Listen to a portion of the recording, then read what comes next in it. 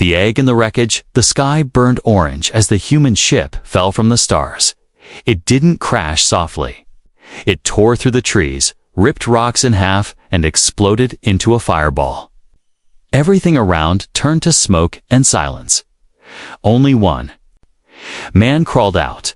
His name was Eli. He was hurt, bleeding, and alone. His radio was broken.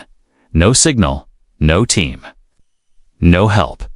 This world's Earth was not friendly. His maps said do not land. But fate had other plans. Eli staggered through the wreckage of his ship, coughing smoke. Fire licked the twisted metal. He kicked open a broken panel, hoping for supplies. He didn't find food. He didn't find tools. He found an egg. It was not human. Its shell was smooth and black, like glass, but warm. Inside, something moved. Eli froze. His hand hovered over the egg. Is it alive? He whispered. He knew the stories. Zarth was full of monsters, creatures with too many eyes, fangs longer than knives. If this egg belonged to them, he should crush it now, but he didn't. He picked it up gently and held it close. You fell with me, he said. Guess we're both unlucky. Days passed. Eli built a small shelter from scraps. He made a fire and hunted tiny lizards with a sharp stick. But he always kept the egg near him, wrapped in a jacket close to the fire. He talked to it when the nights got cold. You're probably some space demon, he joked. But I won't let you freeze. One night during a storm, the egg cracked. Eli sat up. Heart pounding. Crack. Crack. A soft chirp came from inside.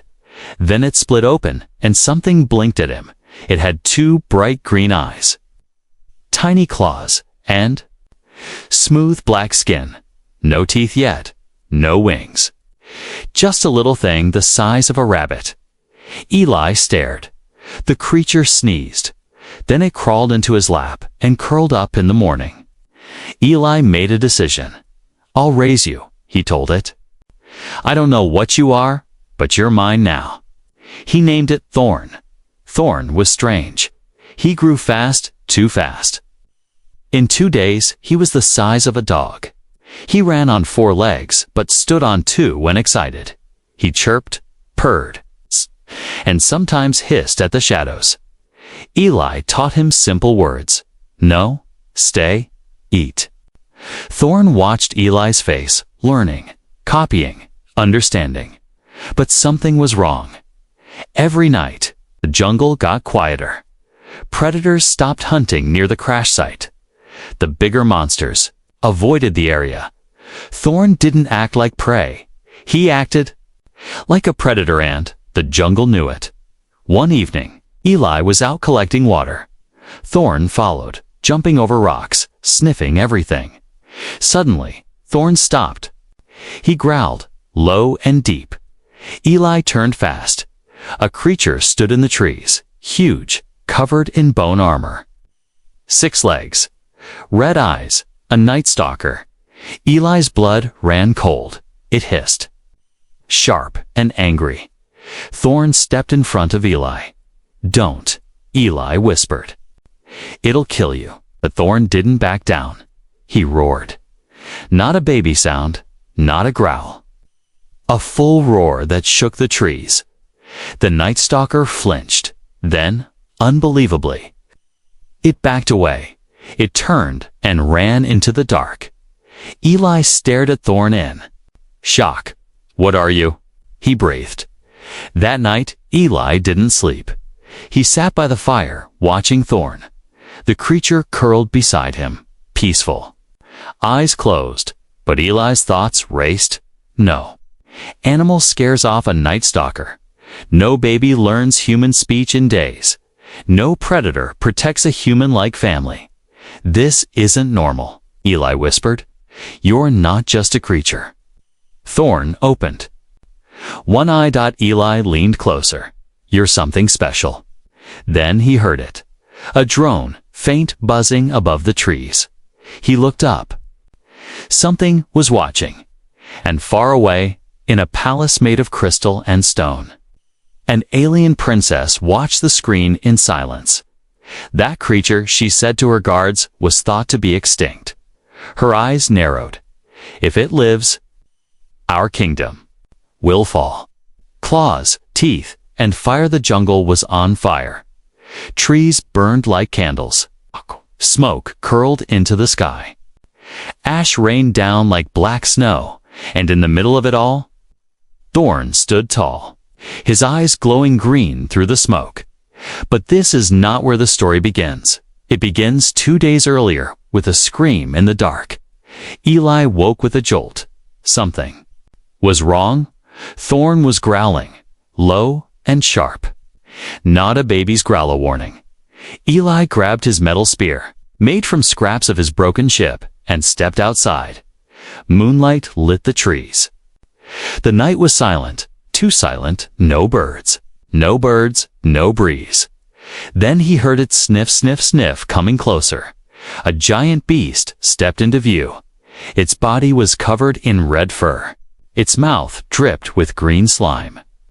4 eyes, 2 tails, a flesh-hunter. It was fast, it was smart. It loved the taste of humans. Eli froze. "Run, Thorn," he whispered. But Thorn didn't run. He roared, and it wasn't the sound of a baby, it was a hunter's call. The flesh hunter charged.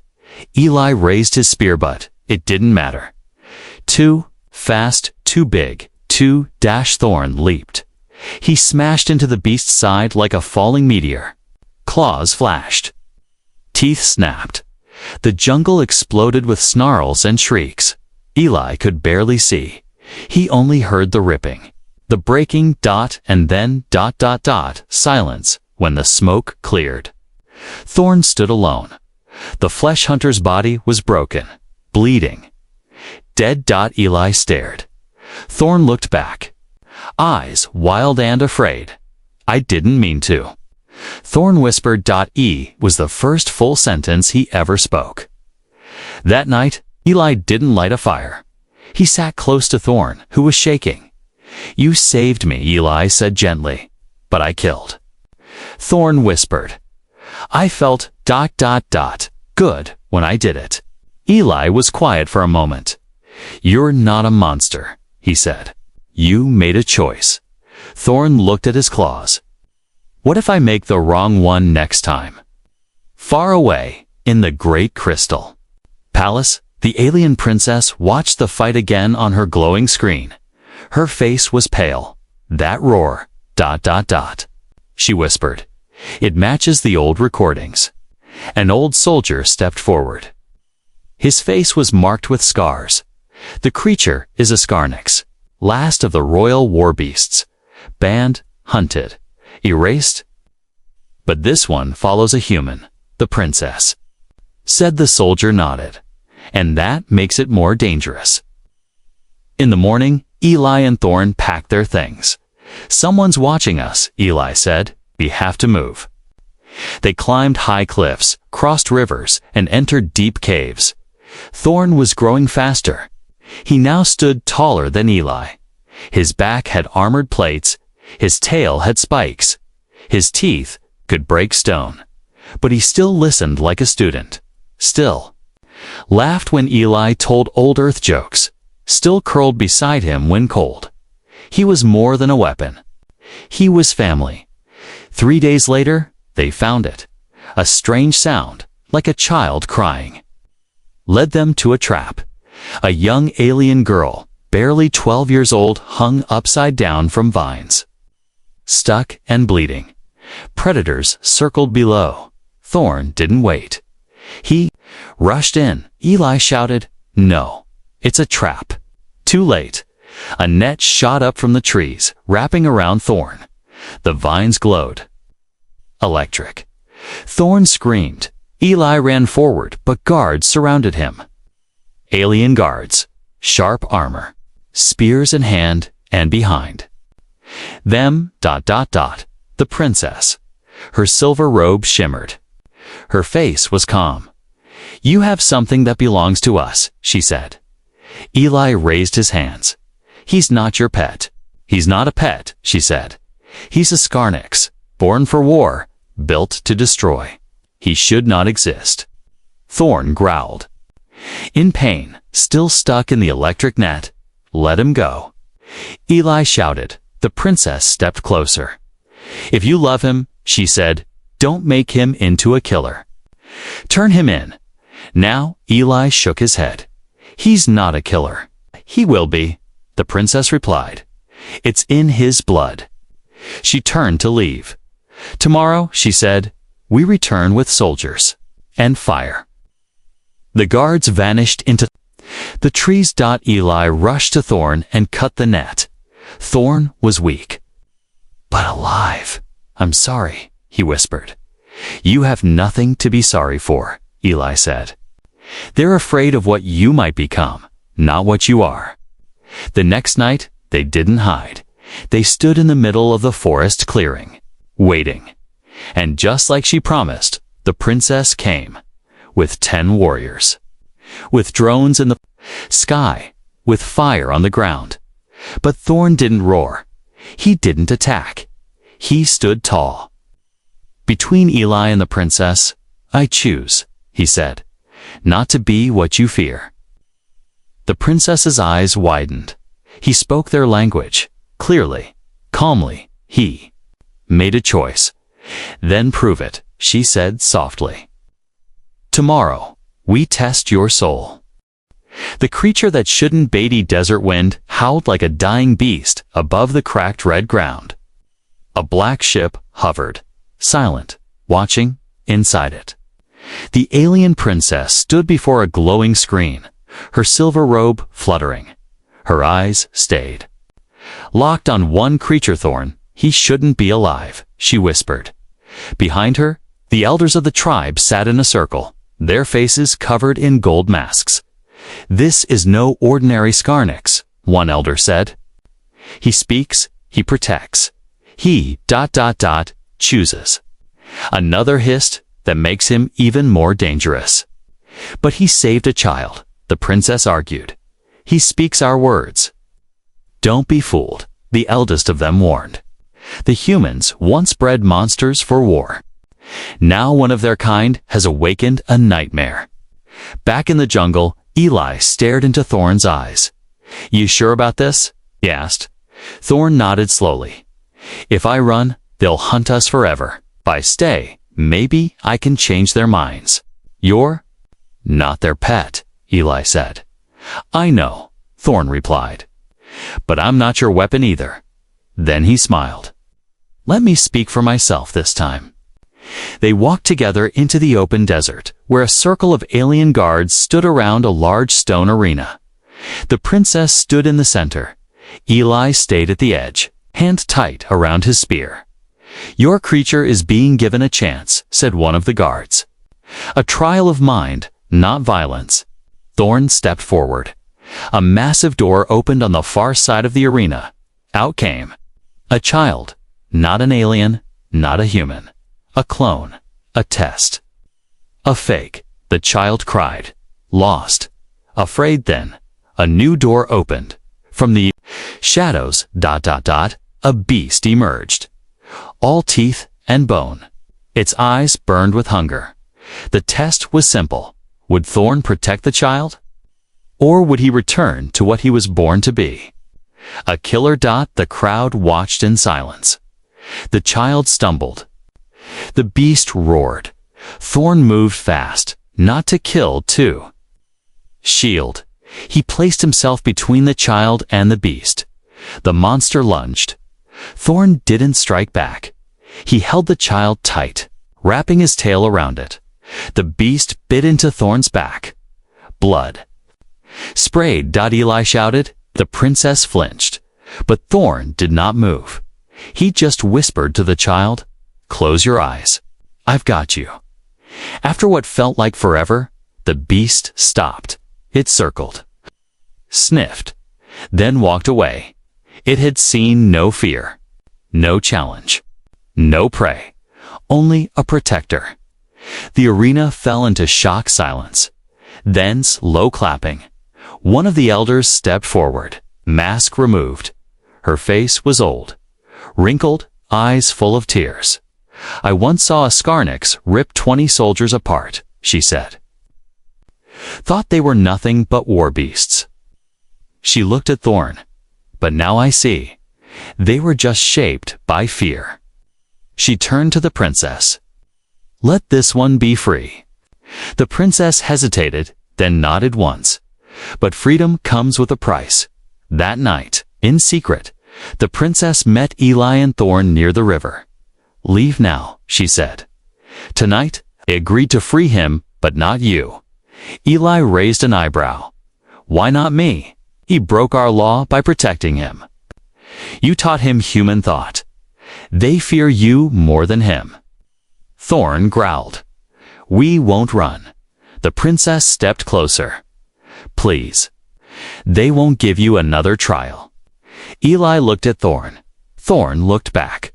"We'll leave," Eli said. "If you promise something." "What?" "That you never let them cage another creature like him." The princess nodded. They walked away under the stars. No ship, no guide, just a desert and a dream. But 2 days later, deep in the jungle, a message burned through the skies. A hunter tribe had declared blood revenge. They didn't care about trials. They didn't care about peace. They wanted Thorn's head, and they were already close. The human who defied the crown. The wind carried a smell of fire and blood. Eli could feel it, so could Thorn. They stood at the edge of a tall cliff, overlooking the jungle valley. Smoke rose in the distance. Birds no longer sang. Even the trees seemed to hold their breath. "They're coming," Thorn said. Eli nodded. "Hunter tribe." "Worse," Thorn growled. "Bone eaters." Back in the tribal city, the princess slammed her fist onto the council table. "You gave your word," she shouted. "You said Thorn was free." The elders looked calm, cold. One of them spoke slowly. "We freed the creature, but we did not promise to protect it." "They're hunting him," she yelled. "They'll kill the human, too." "Are outsiders," another elder said. "This is how we protect our bloodline. The Skarnix must die before it awakens the old war." Eli packed quickly. No time for long talks. No time for thinking. Thorn paced near the river. His back still carried the scars from the arena beast. But his body had grown even larger, his voice deeper, his claws longer. He was no longer a creature raised from an egg. He was a force, but inside, he still felt lost. "Maybe they're right," Thorn said. "Maybe I'm dangerous." Eli looked up. "You've had 100 chances to be a monster, and every single time you chose the better way." Thorn's tail lashed once. "But what if they push me too far?" "Then," Eli said, gripping his spear, "we push back. Together." By nightfall, they reached the ruins of an old outpost, half buried, overgrown, forgotten by all. Eli had found it in a broken map long ago, a place no one dared to enter. That made it perfect. They set up camp inside an old lab, filled with dusty tech and broken screens. Thorn lit a fire with a snap of his claws. Eli sighed. "Feels like home." "For now," Thorn said. But peace didn't last. At dawn, the Bone Eaters arrived. 6 black ships, 30 warriors, all covered in armor made from the bones of the creatures they killed. They didn't speak. They didn't warn. They opened fire. Eli and Thorn ran through the jungle, dodging plasma blasts. Trees exploded. Rocks shattered. One shot missed Thorn by inches. Another clipped Eli's leg. He fell. "Go," Eli shouted. "Leave me?" Thorn turned with fire in his eyes. "No." He picked up Eli and ran, not like an animal, but like a soldier, faster than the wind, smarter than the hunters. He leaped over cliffs, swam across rivers, climbed sharp rocks until they reached a hidden cave above the waterfall. Safe for now, Eli lay down, breathing hard. Blood soaked his pants. Sorry, he whispered. You told me not to run, Thorn said. I listened. Eli smiled weakly. Good boy. That night, the princess did something no royal ever had. She left the palace alone.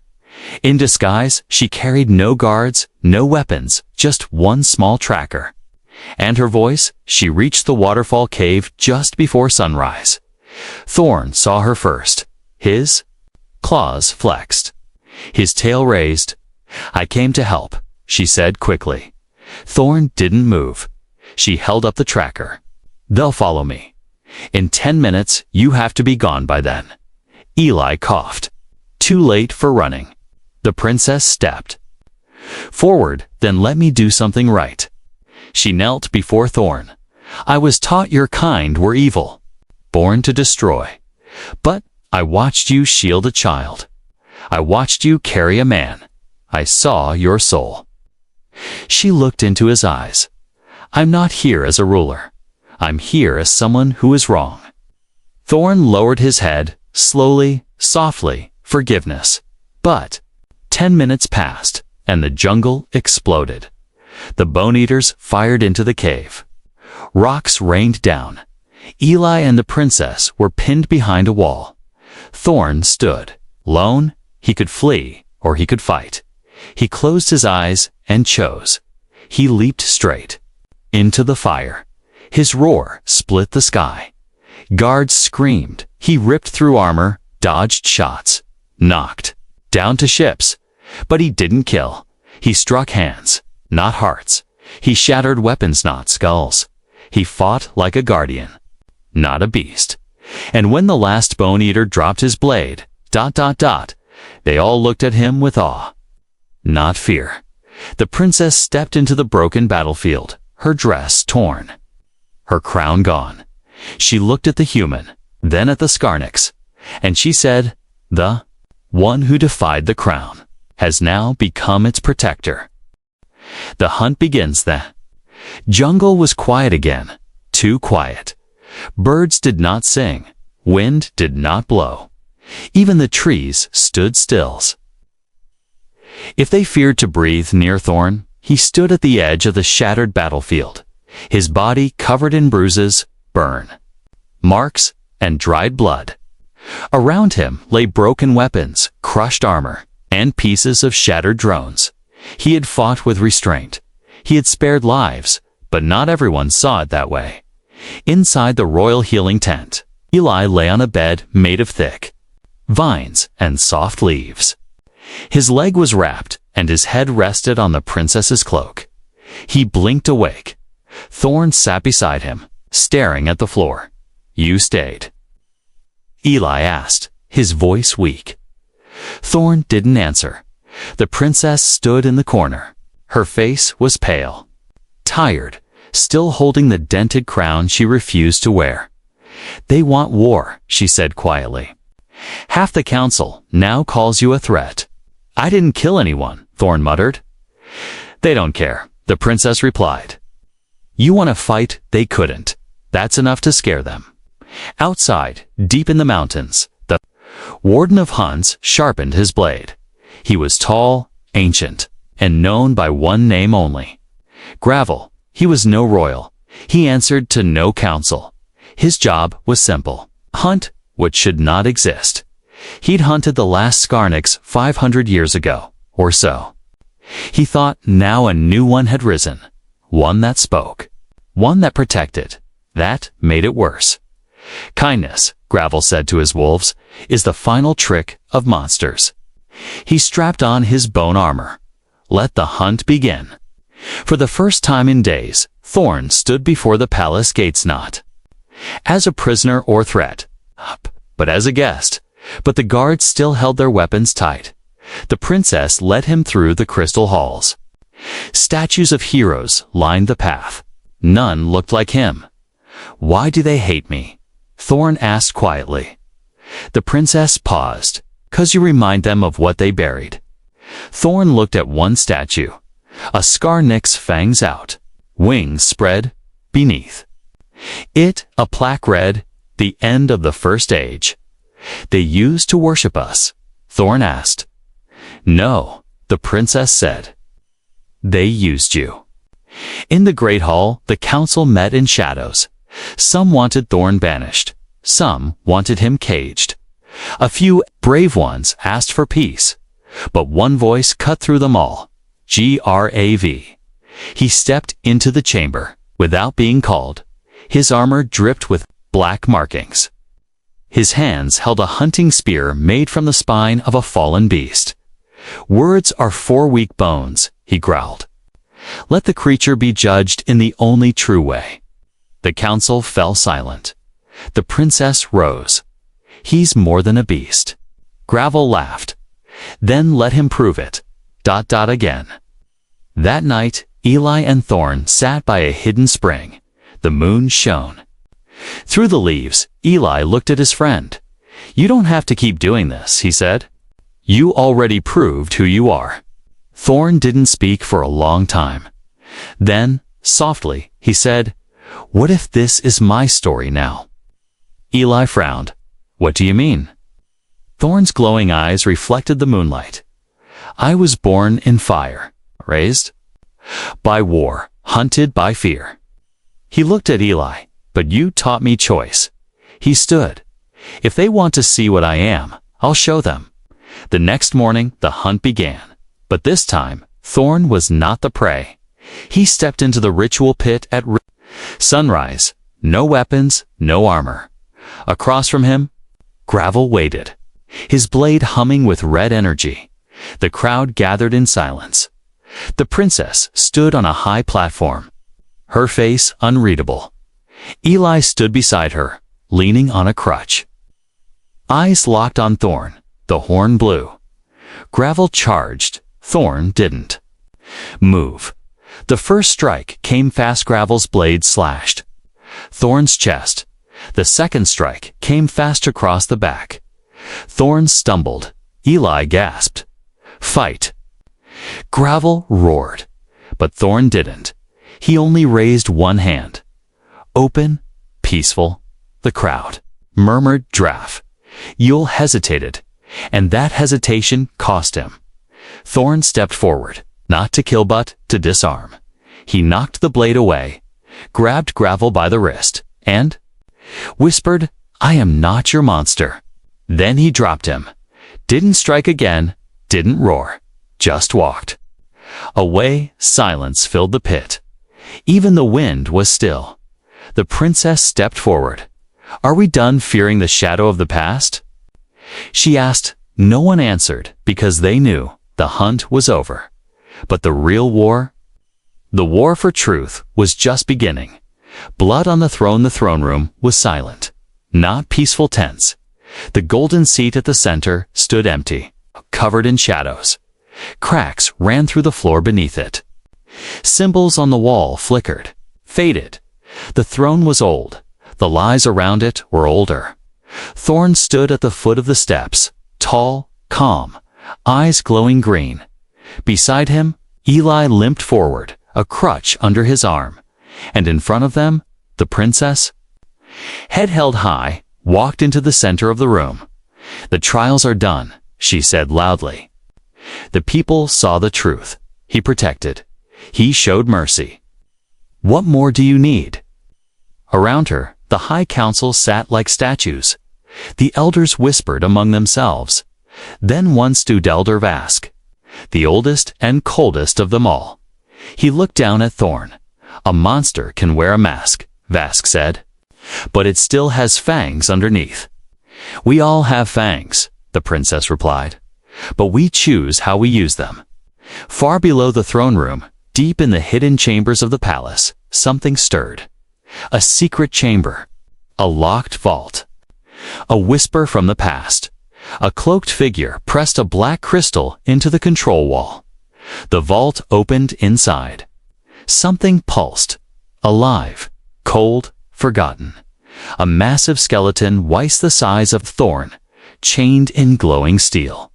And beside it, a crown made of bone, The cloaked figure touched the bone crown and spoke. "The king is dead. Long live the true blood." Up above, the royal alarm suddenly echoed through the halls. Red lights blinked, doors locked. Guards scrambled. The princess spun around. "What's happening?"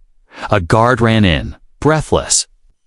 "There's been a breach in the lower vault." The princess's eyes widened. "Who else knows?" "No one," the guard whispered. "That place was sealed for centuries." Thorn's voice was calm. "Then it wasn't a mistake. Someone wanted it opened." Before they could react, the ground shook, a deafening crack burst through the throne room wall. Smoke and dust swallowed everything. Through the cloud stepped the cloaked figure, now wearing the bone crown, and behind him, a reanimated Scarnix, glowing with dark energy. Not like Thorn. Bigger, brutal, hollow eyes. A puppet of rage, the room exploded into chaos. Guards fired.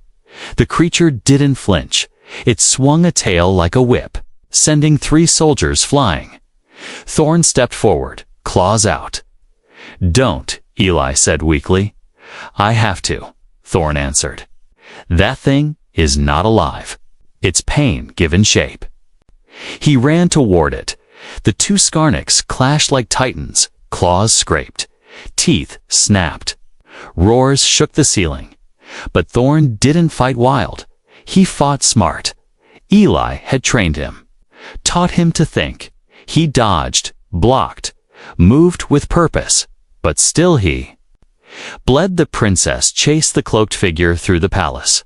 "Who are you?" she shouted. The figure pulled back their hood. Her breath caught. "Uncle," the man smirked. "Your father betrayed the old order. He ended the bloodline of warriors. But I brought it back." "You brought back a corpse," she hissed. "I brought back fear," he whispered. "And fear brings power." Down below, Thorn was losing ground. The dead Scarnix moved without pain. Without mercy, it pinned Thorn to the floor. A claw rose ready to end him. But then a voice cried out, "Hey!" Eli stood behind it, holding a cracked energy spear from the old days. "Pick on someone your own size." He set on, stabbed it in the back. The monster shrieked. Thorn pushed it off.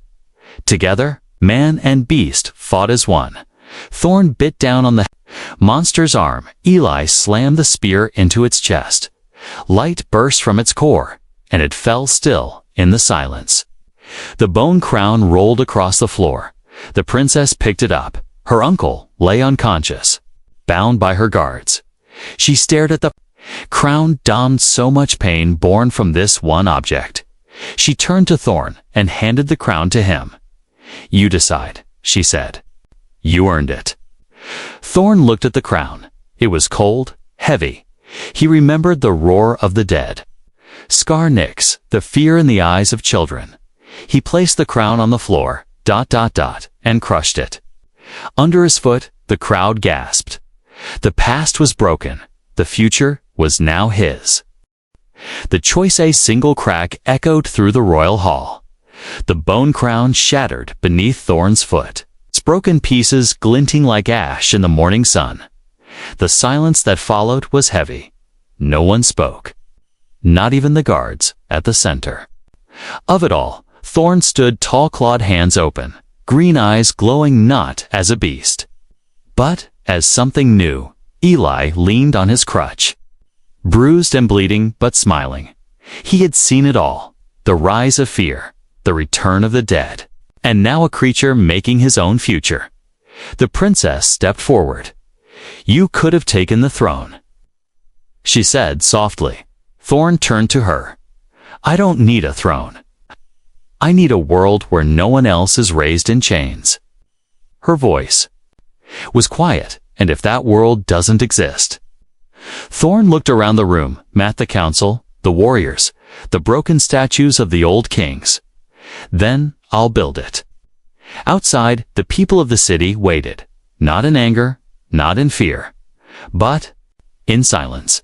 They had heard the battle. They had seen the red skies, the burning towers, the monster that rose, and the one that stood against it. Now they waited to see which story would live. When Thorn stepped through the palace gates, everything stopped. Mothers held their children close. Soldiers lowered their spears. An elder boy dropped to his knees. Then others followed. Not out of fear, not out of command, but out of respect. Thorn raised one hand. No more cages, he said. No more lies. He looked at the young, the old, the broken. Your past made me your enemy, but I'm not your past. He looked at a small child in the crowd, wide-eyed, shaking. Thorn knelt down. The child stepped forward and touched his claw. The crowd gasped. The child smiled, and just like that, the fear broke. That night, the city lit candles for the first time in years, not for mourning, but for hope. The war had ended, not with blood, but with a choice. In the days that followed, the throne room was rebuilt not as a seat of power, but a hall of voices. The old council was disbanded. A new circle was formed with humans, aliens, and even Thorn included. The hunt traditions were ended. No more trophies made from bones. And deep in the mountains, Skarnek's eggs, once locked away in vaults, were found. And this time, they were not destroyed. They were protected. One morning, Thorn sat beside a quiet river outside the city. Eli limped over, carrying 2 mugs of tea. You're a legend now, Eli said, handing Thorn a mug. Thorn took a slow sip. Feels heavy. Eli chuckled. Yeah, that's how peace feels. It's heavier than war. They sat in silence for a while. Birds chirped. Sunlight danced on the water. Then, Eli asked the question he'd been holding for days. What do you want now, Thorn? Thorn stared at the horizon. His voice was quiet. I want to find others like me, creatures who were taught to fear, creatures who were never given a choice. Eli looked at him. And what will you do? Thorn turned to him with a smile. Give them one. As the stars blinked above, the camera of a nearby scout drone zoomed out, reeling Thorn walking across a hill with Eli beside him, heading toward the unknown. Behind them, the city lights flickered like stars. Ahead of them, future no one had written yet.